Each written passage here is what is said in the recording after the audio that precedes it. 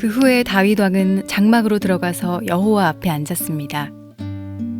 다윗이 말했습니다. 주 여호와여, 제가 누구이기에 그리고 제 집안이 무엇이기에 그토록 위해 주십니까? 주 여호와여, 주께서는 장차 제 집안에 말씀하신 것도 부족하여 인류의 대강령을 주셨습니까? 더 이상 무슨 말씀을 드리겠습니까? 주 여호와여, 주께서는 주의 종인 저를 너무나 잘 아십니다. 주께서는 주의 기뻐하시는 대로 이 모든 큰 일을 결정하시고 주의 종에게 알려주셨습니다. 여호와 하나님이시여, 이처럼 주께서는 위대하십니다. 주님과 같으신 분은 없습니다. 주님 밖에는 다른 하나님이 없습니다. 우리는 이 모든 일을 우리 귀로 직접 들었습니다. 그리고 주님의 백성인 이스라엘과 같은 백성도 없습니다. 하나님께서 이 땅 위에서 오직 한 백성을 구원하사 자기 백성으로 삼으신 것은 이스라엘 뿐입니다.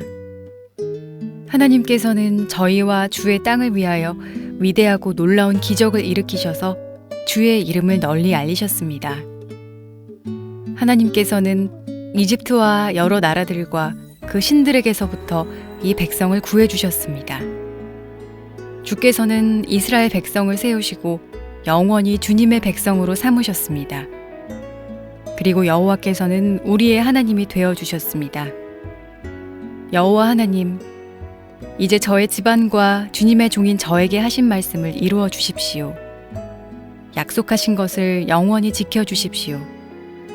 그리하시면 주님의 이름을 영원히 높일 것입니다. 그리고 백성들은 만군의 여호와는 이스라엘의 하나님이시다 라고 부를 것입니다. 그리고 주님의 종 다윗의 집안을 주님 앞에서 굳게 서게 해주십시오. 만군의 여호와여, 이스라엘의 하나님, 주께서 이 모든 것을 저에게 보여주셨습니다. 주께서는 너의 집안을 굳게 세우겠다고 말씀하셨습니다. 그래서 주님의 종인 제가 감히 주께 기도드리는 것입니다. 주 여호와여, 주님은 하나님이시며 주님의 말씀은 진리입니다. 주께서는 이 좋은 것을 주님의 종인 저에게 약속해 주셨습니다. 저의 집안에 복을 주십시오. 영원히 주님 앞에 있게 해 주십시오. 주 하나님, 주께서는 이 놀라운 일을 말씀하셨습니다. 주님의 은혜로 저의 집안이 영원토록 복을 받게 해 주십시오. 우리 하나님 앞에 다시 한번 감사의 박수, 영광의 박수 올려드리도록 하겠습니다. 주일 3부 예배 오신 여러분들 주의 이름으로 축복합니다. 예배를 통해서 여러분의 마음의 영혼에 하나님께서 큰 터치를 해주시는 주일이 되기를 바랍니다. 자, 우리 가슴에 손을 얹고 믿음을 고백하고 하나님 말씀 듣겠습니다. 한번 따라해 주시겠어요? 하나님은 나를 사랑하십니다. 나는 그 사랑 안에 있습니다. 하나님은 오늘 나에게 말씀하실 것입니다. 그 말씀에 능력이 있습니다. 그 말씀에 생명이 있습니다. 나의 마음을 하나님께 열겠습니다. 나의 생각을 예수님께 집중하겠습니다. 들은 만큼 변합니다. 들은 만큼 행복해집니다. 미국에서 어느 목회자가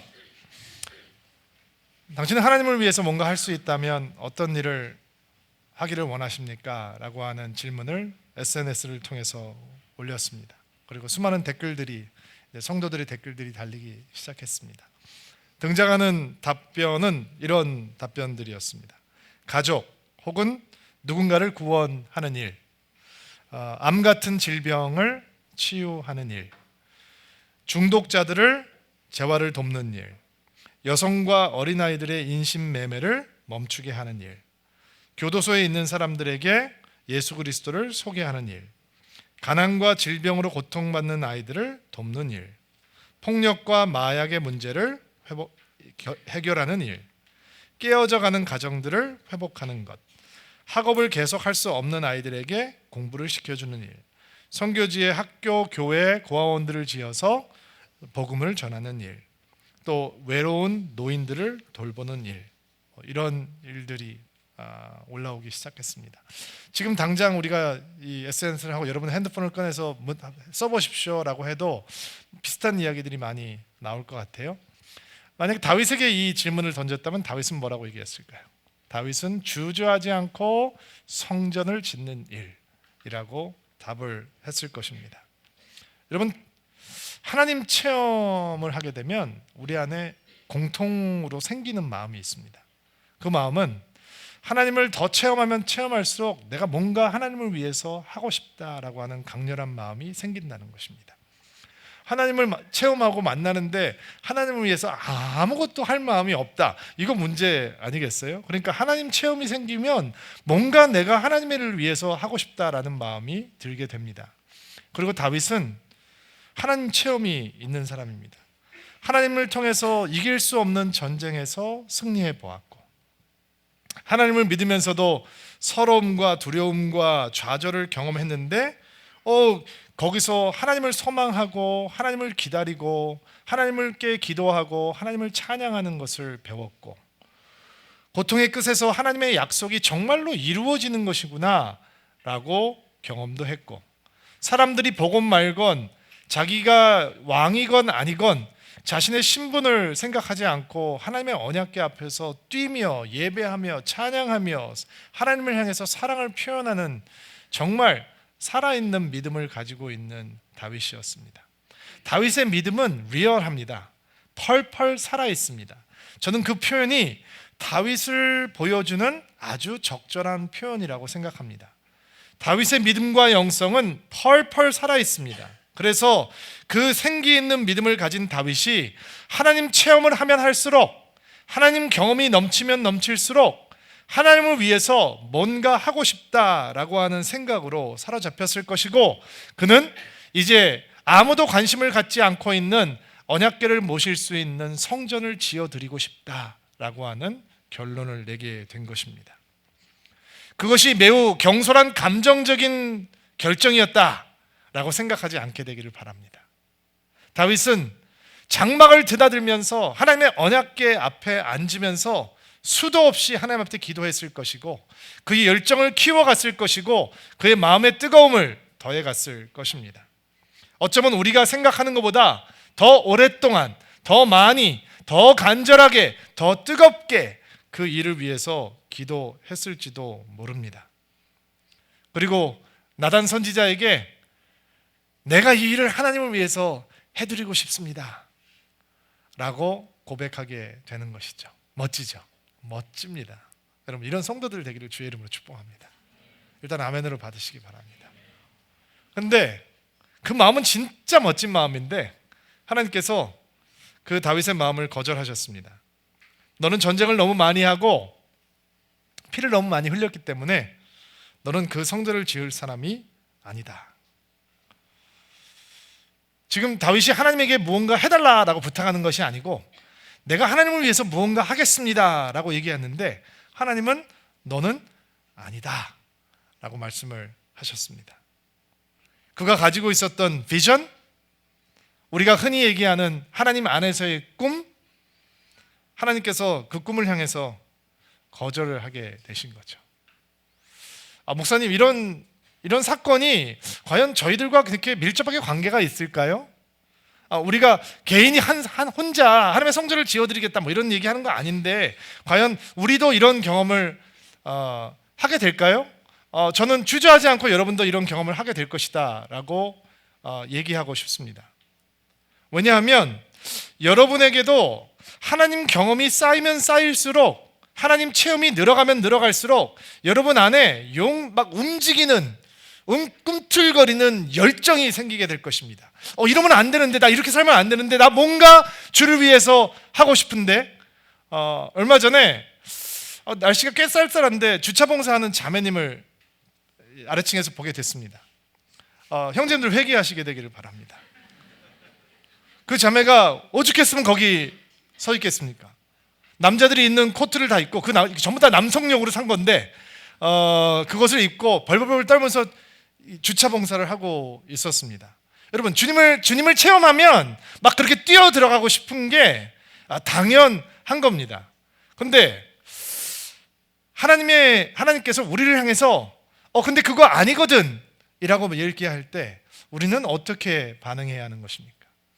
우리가 가지고 있었던 꿈이 그것이 하나님을 위한 꿈이라고 생각하고 하나님께서 주신 꿈이라고 생각하는데 정작 하나님의 계획과 다를 때 어떻게 해야 하는 것입니까? 우리가 가지고 있는 열정이 하나님 계획보다 앞설 때 우리는 어떻게 반응해야 되는 것이고, 우리가 확신하고 있는 하나님의 비전이라고 하는 것이 정말 하나님의 비전이 아니라 우리의 욕심에 불과하다라는 것을 하나님께서 밝혀주실 때 우리는 어떻게 해야 하는 것입니까? 하나님을 위해서 뭔가 대단한 도전을 해보려고 하는데 하나님께서 너는 아니야 라고 할 때 그 실망감을 어떻게 소화해야 하는 것입니까? 제가 예언의 원사가 없지만 예언할게요. 여러분은 반드시 이런 순간을 만나게 될 것입니다. 여러분이 하나님을 사랑하면 사랑할수록 우리는 계속 이런 좌절의 순간들, 당혹스러운 순간들을 만나게 될 것입니다. 그래서 이 사무엘하 7장에 나와 있는 다윗과 하나님과의 관계, 그 대화는 우리에게 그냥 단순히 지식적인 정보가 아니라 굉장히 프랙티컬한, 현실적인 적용 포인트를 줄 수 있는 말씀이 되는 것입니다. 여러분, 우리가 품는 하나님을 향한 꿈, 그것이 다 하나님께서 받으시는 꿈이 아닐 수도 있다라고 하는 사실은 우리에게 이런 유혹을 가져다 줄 수 있습니다. 하나님을 소극적으로 대해. 너무 광신도처럼 믿으면 안 돼. 하나님에 대해서 그렇게 적극적으로 대하면 안 되고 소극적으로 대하고, 그리고 하나님에 대한 관심 수위를 적절하게 조절해. 넘어가면 안 돼. 너무 안으로 들어가면 너 큰일 나, 다쳐 라고 생각하게끔 하는 유혹을 만나볼 수 있습니다. 그런데 여러분, 진짜 믿음, 아름다운 영성의 그 진짜 모습은 우리가 얼마나 큰 꿈을 꾸고 있느냐에 있지 않습니다. 우리가 얼마나 큰 헌신과 열정과 이런 하나님을 향해서 뭔가 해드리겠다고 하는 열심이 있는가에 있지 않습니다. 우리는 가끔 오해합니다. 어떤 사람이 하나님을 향해서 하고 싶은 원대한 꿈, 그리고 그 꿈을 이룰 수 있는 능력이 있을 때 와, 그 사람 대단하네 라고 생각합니다. 근데 여러분, 진짜 믿음과 진짜 영성의 아름다움은 그것이 하나님께서 원하시는 것이 아니었다라고 하는 것을 알게 되었을 때 어떻게 반응하느냐에 있습니다. 지금 다윗이 왕이잖아요. 다 할 수 있어요. 이스라엘에서 성전을 지어 드릴 수 있는 사람은 오직 한 사람, 다윗밖에 없어요. 근데 다윗이 그것을 하겠다는 거예요. 근데 하나님께서 거절하셔요. 그 대신 구약에 등장하는 가장 강력하고 위대한 언약을 주시죠. 다윗은 건물을 꿈꾸고 있었어요. 그리고 다윗은 이런 생각을 했겠죠. 우리가 지금까지 보아왔던 다윗, 우리가 사랑하는 다윗은 하나님, 내가 살고 있는 궁전보다 훨씬 크게 지어드릴게요. 훨씬 더 좋게 지어드릴게요. 더 크게, 더 웅장하게, 더 화려하게. 하나님의 영광스러움, 하나님의 위상에 걸맞는, 이게 말도 안 되는 얘기지만 어떤 건물도, 누가 지은 건축물도 그 하나님의 영광을 다 소화하고 담을 수 없지만 그래도 다윗의 사랑과 열정은 아마 그런 기도를 쏘아 올렸을 거예요. 하나님, 하나님께 걸맞는, 내가 그동안 살아갔던 하나님에게 어울리는 건물을 지어서 하나님의 영광을 드러내고 싶어요 라고 기도하고 있었어요. 다윗은 건물을 위해서 기도했던 거죠.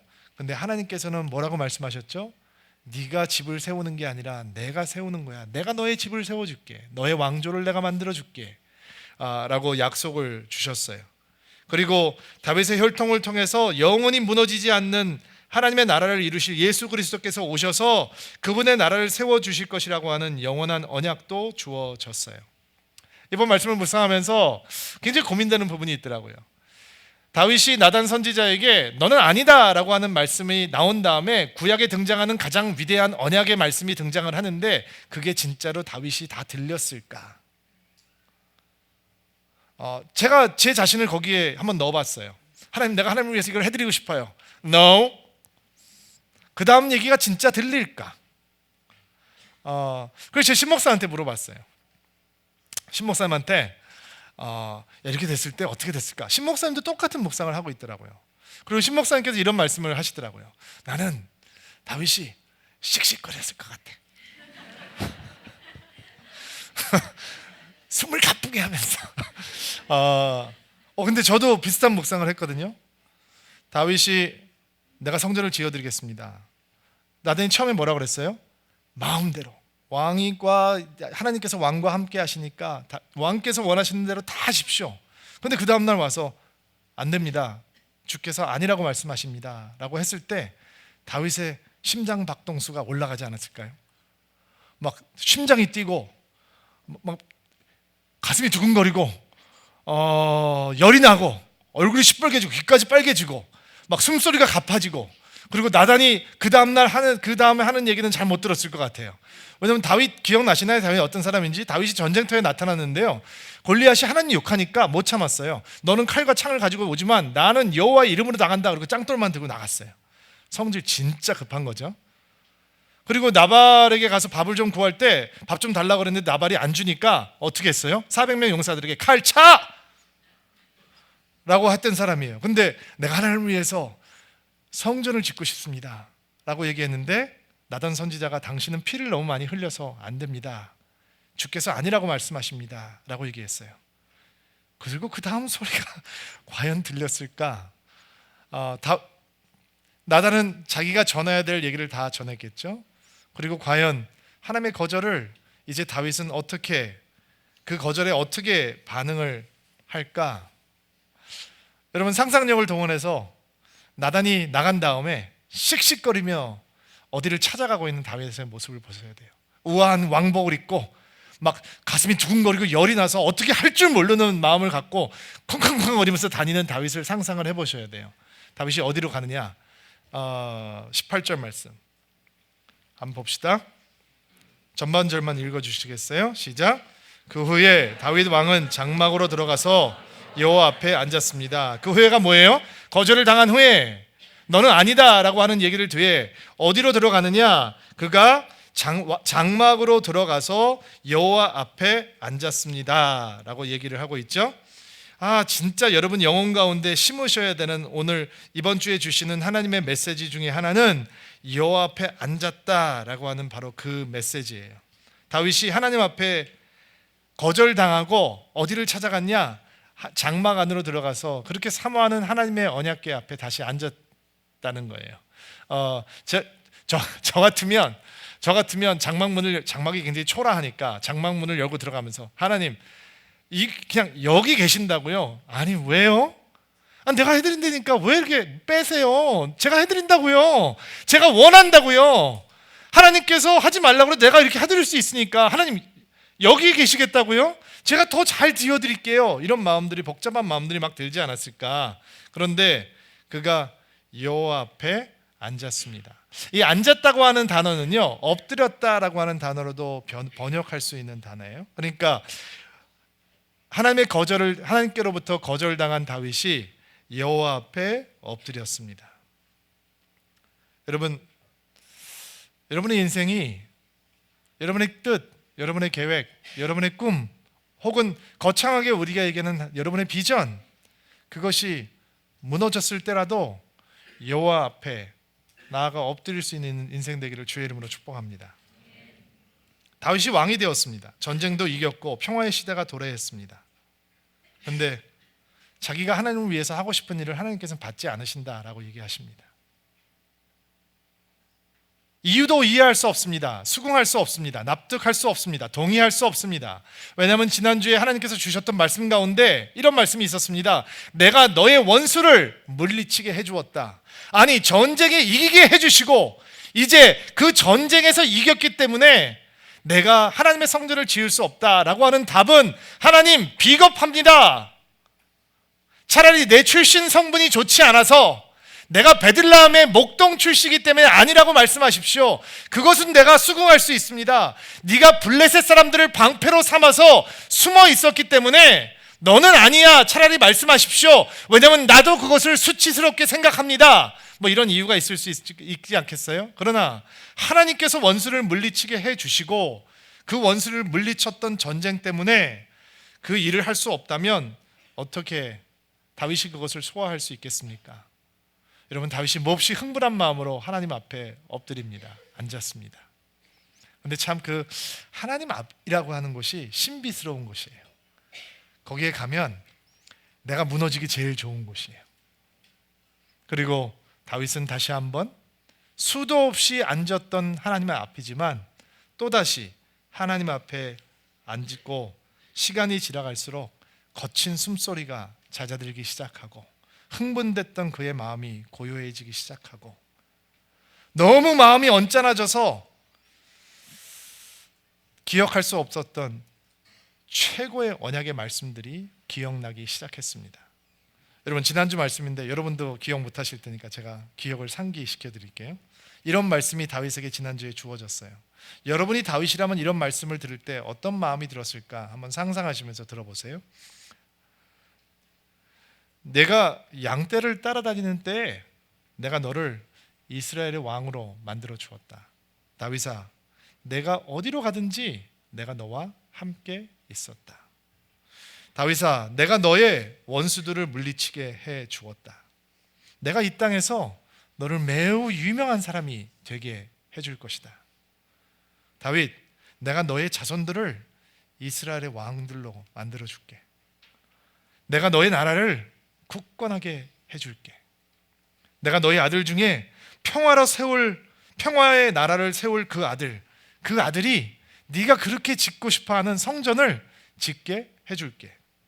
내가 그의 아버지가 되어줄게. 그는 나의 아들이 될 것이다. 사울 왕에게서는 내가 내 사랑을 거두어 드렸지만 너의 아들들에게서는 내가 절대로 내 사랑을 거두어 드리지 않을게. 이게 무슨 얘기냐? 그들의 허물이 하나님의 사랑을 흔들지 못할 거라는 거예요. 유다 왕국에 나쁜 왕들이 많이 있었거든요. 근데 하나님께서는 그들을 만나기 전에 이미 그들에게 사랑의 헌신을 하고 있는 거죠.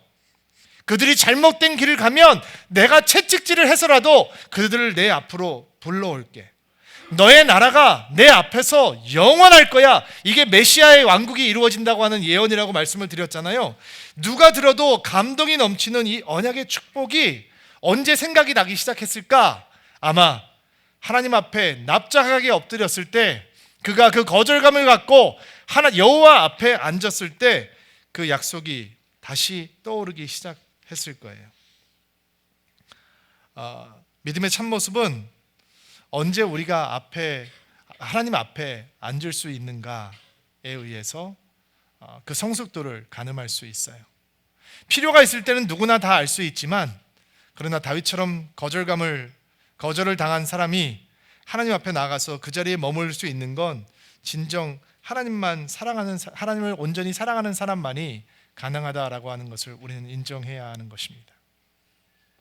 여러분, 우리는 특별 작정 떼쓰기에 익숙합니다. 무슨 일이 생기면 작정하죠. 때를 쓰죠. 여러분도 해보았고 저도 해보았습니다. 그리고 하나님 앞에 우리의 뜻을 관철시켜 달라고 기도하죠. 때로는 금식도 하고, 때로는 중보 기도도 요청하고, 안수 기도도 요청을 합니다.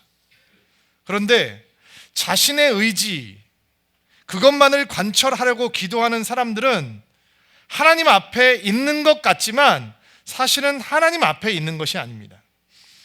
내 계획을 왜 받지 않으시냐고 서운한 마음으로 부르짖는 사람들에게 자신의 계획보다 더 좋은 것을 준비하고 있는 하나님이 안 보이기 때문이죠. 하나님께서 준비하신 더 좋은 것을 보려면 우리가 하려고 했던 것, 우리가 해야 한다고 생각하는 것들을 멈출 수 있어야 합니다. 우리가 하나님을 위해서 땀을 흘리겠다라고 작정하고 결심할 때보다 하나님 앞에 엎드린 우리를 통해서 하나님께서는 더 큰 일을 하실 수 있기 때문입니다. 오늘 우리는 다윗의 왕의 기도를 배워보려고 합니다. 저는 이 기도가 우리의 기도를 바꿔주기를 간절한 마음으로 중보하면서 일주일 동안 보냈습니다. 이 기도를 왕의 기도라고 부르는 이유는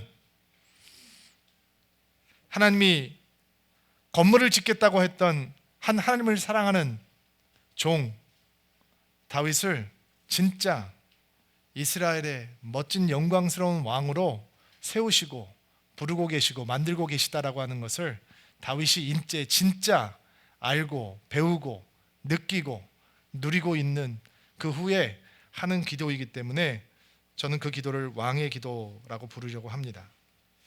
이 왕의 기도를 통해서 여러분의 기도가 열리게 되기를 주의 이름으로 축복합니다. 여러분의 기도가 깊어지게 되기를 주의 이름으로 축복합니다. 그렇다면 그 기도는 어떤 기도였을까? 한번 배워보려고 하는데요. 18절 후반절부터 22절까지 한번 읽어볼게요. 제가 먼저 읽겠습니다. 주 여호와여, 제가 누구이기에 그리고 제 집안이 무엇이기에 그토록 위해 주십니까? 주 여호와여, 주께서는 장차 제 집안에 말씀하신 것도 부족하여 인류에 대강령을 주셨습니까? 더 이상 무슨 말씀을 드리겠습니까? 주 여호와여, 주께서는 주의 종인 저를 너무나 잘 아십니다.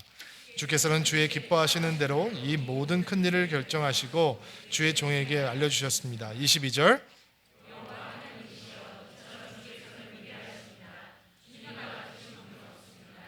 주님 밖에는 다른 하나님이 없습니다. 자, 다윗의 기도가 어떻게 시작하느냐? 하나님, 제가 누구이기에 제 집안이 무엇이기에 그토록 저를 위해 주십니까? 이게 무슨 얘기냐? 무슨 얘기냐면요, 다윗이 자기가 지금 이 자리에 있을 수 있는 사람이 아니다라고 하는 것을 인정하기 시작했다는 것입니다. 여러분, 성전 생각을 떨쳐버리기가 쉽지 않았을 것입니다.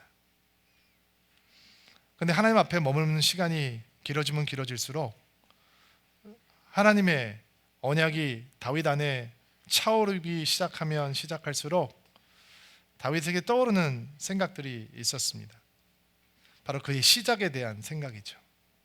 양떼를 쫓아다니는 이름 없는 목동, 7 형제들에게 미움을 당하던 천덕꾸러기, 그가 시편에서 노래했던 것처럼 아버지 어머니가 자기를 버린 것처럼 자랐던 어린 시절, 이런 것들 떠올랐을 것입니다. 사울에게 쫓겼던 시간들, 그리고 감정이 벅차오기 시작했을 것입니다. 서러움이 아닙니다. 감사죠. 내가 지금 여기에 있을 수 없는 사람인데 여기까지 오게 되었구나. 다윗의 왕의 기도는 어떻게 시작이 되느냐? 자기의 그 초라한 시작, 겸허한 시작을 인정하면서 시작됩니다. 여러분 기억하셔야 돼요.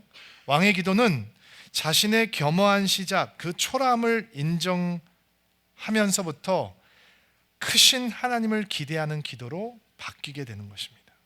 왕의 기도가 뭐냐? 내 작음을 인정하고 하나님의 크심을 기대하는 기도입니다. 어떻게 다윗처럼 기도할 수 있느냐? 내가 더 열심히 기도하면 내 기도를 이루어 주실 거가 아니고, 내가 얼마나 초라하게 하나님을 만나기 전에 어떤 인생을 살고 있었는지 기억하는 거죠. 우리의 겸허한 시작을 기억하라라고 하는 다윗의 초청은 우리 스스로를 끝없이 비하하라라고 하는 초청이 아니고, 내가 하나님께서 부어주신 은혜를 누릴 수 있는 어떤 자격도 없는 사람이다라고 하는 것을 인정하라라고 하는 초청입니다. 여러분, 그것이 복음입니다. 우리가 은혜를 받을 수 있는 자격이 없는데 우리에게 주어졌습니다. 하나님의 사랑이 주어졌습니다. 하나님의 긍휼이 주어졌습니다. 하나님의 섭리가 주어졌습니다. 그것이 은혜죠.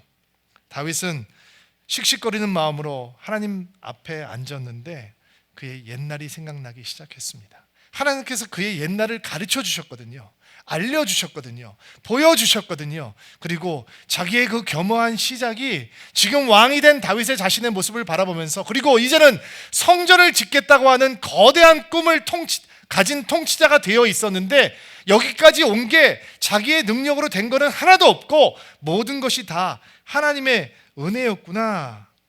그렇다면 지금까지도 은혜로 인도하신 하나님께서 앞으로도 내가 상상할 수 없는 더 큰 은혜로 인도하실 것이다 라고 기대하는 기대로 변하게 되었다라는 것입니다.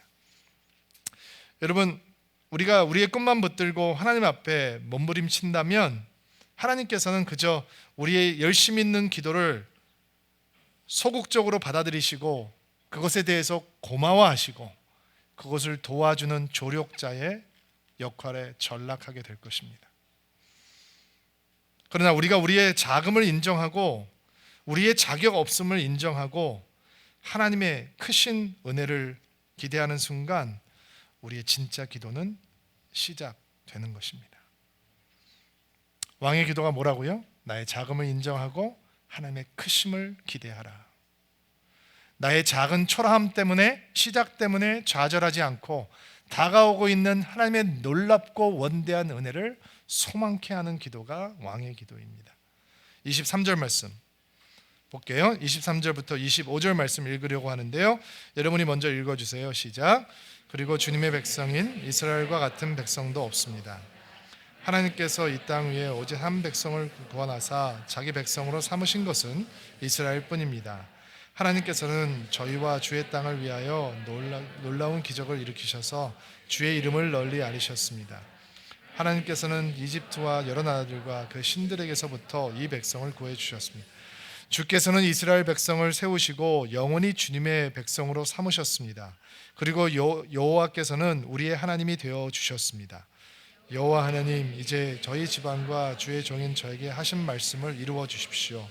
약속하신 것들을 영원히 지켜 주십시오.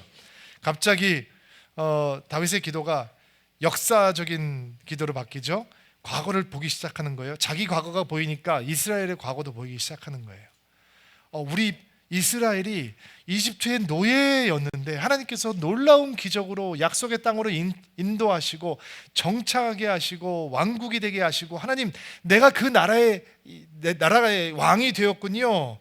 그리고 그가 이제는 자기가 원하는 것을 기도하는 것이 아니라 하나님의 언약을 소망하는 기도를 시작을 합니다. 자, 왕의 기도 두 번째 원리예요. 기억하세요.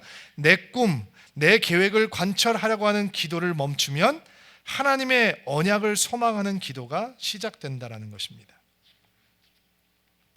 여러분, 다윗이 장막 안으로 들어갔을 때 하나님을 설득해서 하나님의 마음을 바꾸려고 하지 않잖아요.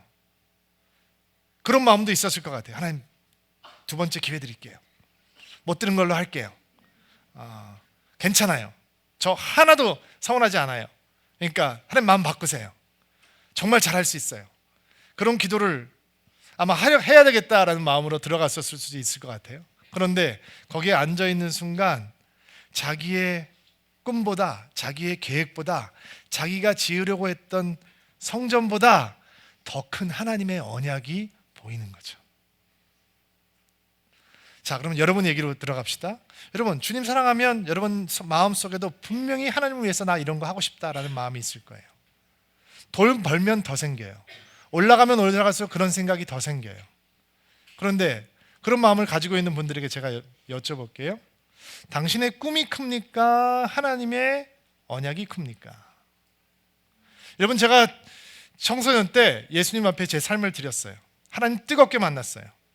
저는 신앙의 배경이 전혀 없는 사람이고 아무도 나에게 하나님을 가르쳐주지 않았는데, 내가 10대 후반에 예수님을 만난 다음에 예수님 앞에 내 삶을 드리고 나는 선교사가 되겠다라고 작정하고 목회자가 되겠다 작정한 다음에 제 마음이 뜨거워지기 시작했어요.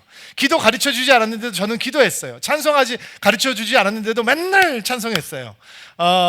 뜨겁게 있었어요. 근데 어느 목사님 집에 놀러 갔다가 그분 서재에 딱 들어갔는데 성경 말씀이 하나 이게 액자에 있는데 제 마음속에 들어왔어요.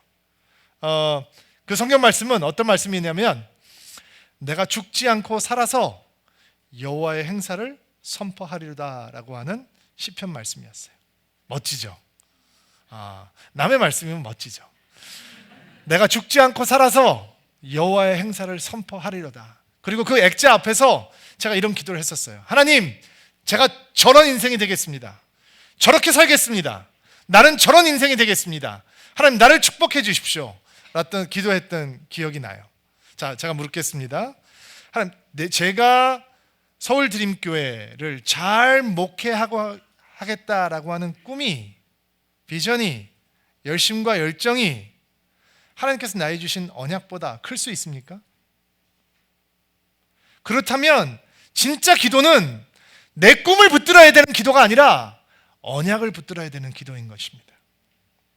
서울 드림교회가 잘 되건 잘 안 되건, 은혜가 있건 은혜가 없건, 저는 진짜 왕의 기도를 배우려면 하나님, 내가 목회를 잘할 수 있도록 도와주십시오. 우리 성도들이 다 행복하게 도와주십시오.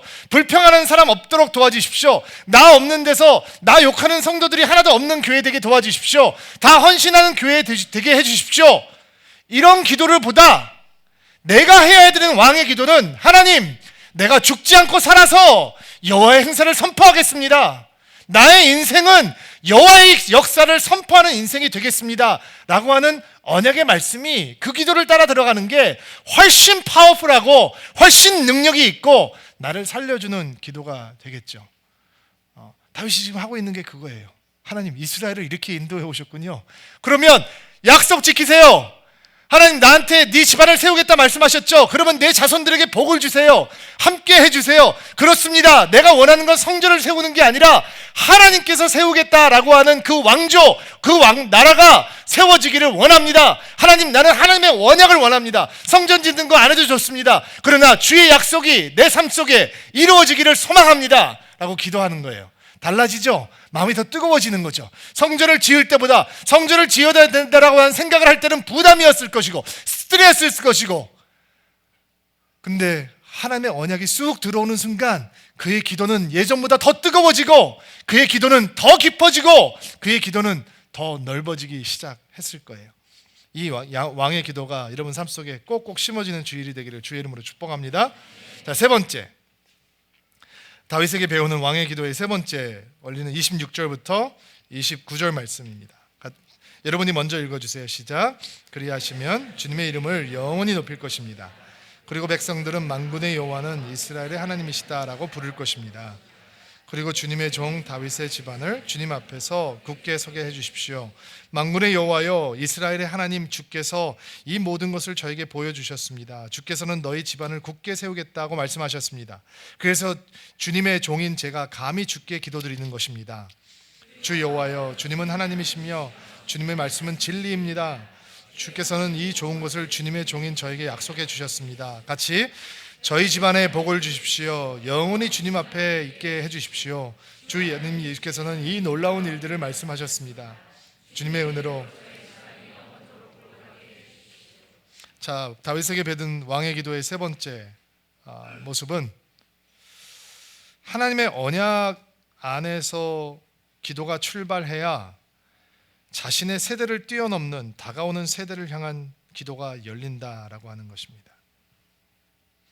그동안 다윗은 성전을 세우게 달라고 기도를 했을 것입니다. 근데 하나님께서 아니다라고 말씀하시고 내가 너의 왕국을 세우겠다라고 말씀하셨습니다. 그리고 다윗의 기도가 바뀌기 시작합니다.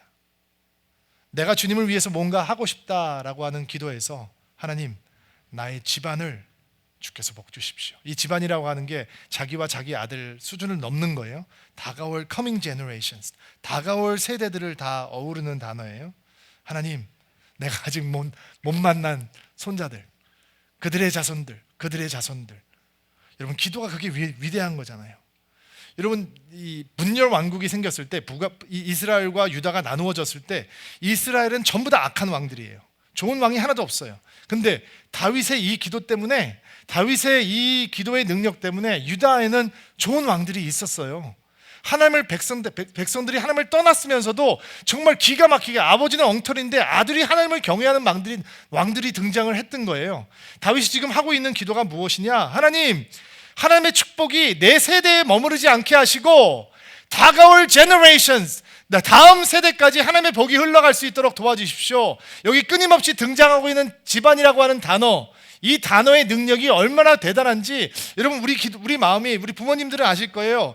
자녀들을 위해서 기도할 때 마음이 뜨거워지잖아요. 기도가 집중이 되잖아요. 근데 저도 부모니까 저도 솔직하게 고백할게요. 우리가 애들 입시 위해서 기도할 때 마음이 뜨거워지는데 우리의 마음이 변하든가요? 간절하긴 한데 마음이 변하지 않아요. 그 기도를 들어달라고 하나님 앞에 몸부림은 치는데 그 기도가 더 뜨거워지지 않는다고요. 근데 뜨거워지는 기도가 있어요. 어떤 기도인지 아세요? 저는 딸이 셋이에요. 제가 하는 기도 가운데 하나님, 내 집안은 목회자가 끊어지지 않는 집안 되게 도와주십시오. 남의이니까 이런 은혜로운 말을 하면 빨리 알아서 아멘 아멘 합니다. 목사가 자꾸 아멘 하라 그러면 민망하지 말입니다.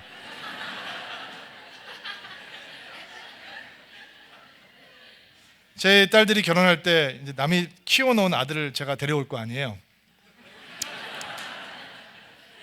아들이 셋이 생기는 거죠. 저도 언젠가는. 그리고 그들의 자녀가 될 것이고 그들의 자녀가 나올 것이고, 그리고 저는 제 기도 가운데 하나님, 목회자, 주를 위해서 헌신한 자, 평신도로서가 아니라 삶을 온전히 주님 앞에 드리려고 하는 사람들이 끊이지 않는 가문이 될 수 있도록 도와주십시오. 저희 아내는 별로 안 좋아할 것 같은데 저는 그 기도를 하면 신 목사님의 표현대로 하면 마음이 뜨거워져요. 막 눈물이 나고. 저도 애 입시 위해서 기도해 봤어요. 대학 위해서 기도해 봤어요. 다른 거 위해서 기도해 봤어요. 근데 그때는 눈물 많이 안 흘렸어요. 간절하게 기도만 했어요. 큰 소리로 소리쳤어요.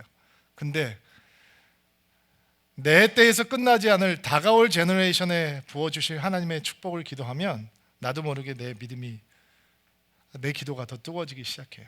다윗이 뭐라고 얘기하죠? 하나님, 내 집안이 영원히 하나님 앞에 서 있게 도와주십시오. 씩씩거리면서 하나님 앞 장막으로 들어갔던 다윗, 하나님 이러실 수 있어요? 나는 따지기 위해서 어쩌면 들어갔을지 모르지만, 그러나 그 아름다운 표현, 여호와 앞에 엎드렸던 다윗에게 하나님께서는 그가 혼자 할 수 없었던 기도를 열어주기 시작하는데, 하나님의 약속이, 하나님의 언약이 내가 가지고 있었던, 하나님을 향해서 가졌던 알량한 원대한 꿈보다 정말 큰 것이군요. 그렇다면 약속 지키세요. 나 다윗뿐만 아니라 내 집안에 있는 우리 후손들에게 하나님의 다가올 약속을 지켜주세요. 자, 우리 부모님들 마음이 뜨거워지죠? 아직 결혼 안 한 분들 지금 시작하시면 되는 거예요. 하나님, 내 집안을 축복해 주십시오. 그리고 그것이 왕의 기도인 것이죠. 여러분, 대물림되는 믿음이 있는 것입니다. 오늘 이 다윗의 왕의 기도가 여러분의 기도를 바꾸어주는 축복이 있게 되기를 바랍니다. 내 자금을 인정하는 그 기도가 시작되어야 하나님의 은혜의 크기를 보는 왕의 기도가 시작이 됩니다. 자신이 꿈꾸는 성전을 위한 기도를 멈출 수 있어야 하나님의 언약을 소망하는 기도가 열리게 되는 것입니다. 하나님께서 주신 언약을 붙들고 기도해야 나의 세대가 아닌 다음 세대를 향한 진짜 축복의 기도가 시작되는 것입니다. 우리가 끝이라고 얘기할 때 하나님은 시작인 겁니다. 내가 내 꿈이 무너졌다고 좌절할 때 하나님은 기지개를 펴시는 것입니다. 여러분이 하나님이 누구신지 잊지 마십시오. 여러분이 꿈꾸는 것보다 더 위대한 일들을 하나님께서는 여러분을 통해서 이루기 원하십니다. 이 말씀이 여러분을 위로하고 여러분을 세우는 한 주가 되기를 주의 이름으로 축복합니다.